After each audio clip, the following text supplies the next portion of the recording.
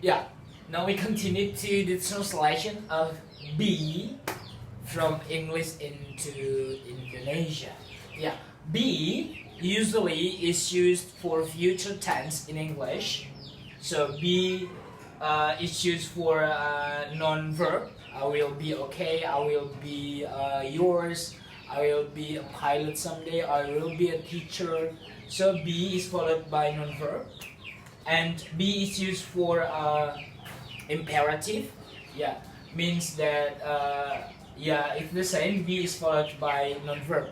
Be good, be wise, be careful, etc.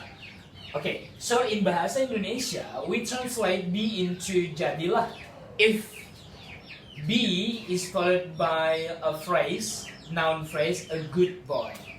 Yeah. So if be is followed by a noun phrase, means that that is imperative. So we translate be into jadilah. The second one, be is translated.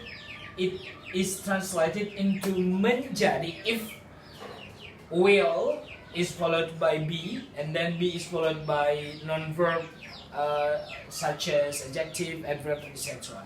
Okay. For example, she will be okay. So, be here is translated into jadilah because be is imperative, yeah, and this be as a to be for future. Will is followed by be, so we translate be into menjadi. And the third, be is only translated into lah after the adjective if be is followed directly by an adjective.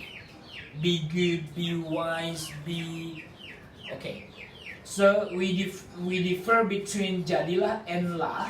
Jadilah means that be is followed by noun phrase, but lah is be is translated into lah if be is followed by an adjective. Yeah? And the last, akan be is translated into d if we want to make passive voice in future tenses. Passive voice, yeah? Be plus verb 3. Will be, akan di, yeah? It depends to the verb. Yeah? Akan dibawa will be brought. Akan dibaca will be read. Akan diucapkan will be pronounced, will be spoken. So D means D is followed by the verb in Bahasa Indonesia. So it will be passive voice in Bahasa Indonesia. Okay, so there are 4 translations of be, jadilah, menjadi, lah, and akan di. Okay, akan means the translation of will, and di, the translation of be, but be is still followed by the verb 3, akan di. That's right? Yeah. Number 1, I made 2 examples of each. Jadilah, be a wise guy. Be a smart student. Jadilah manusia bijaksana. Be a smart student. Jadilah murid yang pintar. So, I repeat, jadilah, be is translated into jadilah if be is followed by noun phrase. And the second one, menjadi. Be is translated into menjadi. There will be mine. There will be a pilot. We translated be into menjadi if the be is followed by a noun, right? Yeah. So I will be, and will be here as an the to be for future, yeah, for non-verb sentence, yeah.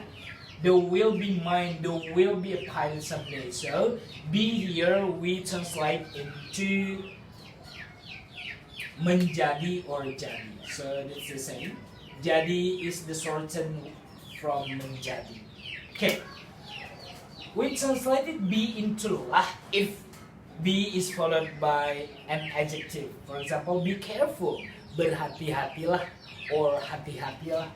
Be wise, bijaklah, bijaksanalah. Be gentle, lembutlah. Okay, yeah. Akan di, the last one, di, be is translated into di if we translate passive voice of future tense from English into Bahasa Indonesia. So, will be borrowed mean akan dipinjam. Will be, akan di, it depends to the verb. Because borrowed here, pinjam. Akan dipinjam. Will be, akan diperiksa. So, di must be followed by the base verb of Indonesian. So it means in Bahasa Indonesia we call it passive voice. Akan dipinjam will be borrowed. Akan diperiksa will be checked. Okay, let me repeat. Be is translated into four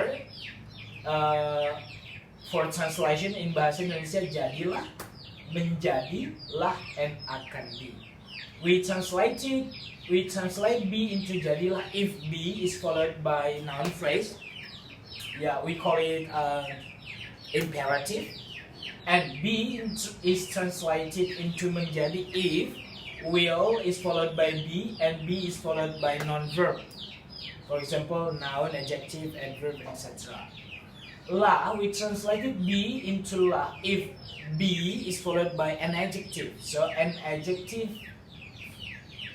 ended by la. Yeah. Okay. Akan di, akan is the translation from will. Di is translated from be, but be is followed by the verb 3 in Bahasa Inggris, in English. So in Bahasa Indonesia, akan di, it depends to the verb. Will be borrowed mean akan dipinjam. Will be checked, akan diperiksa.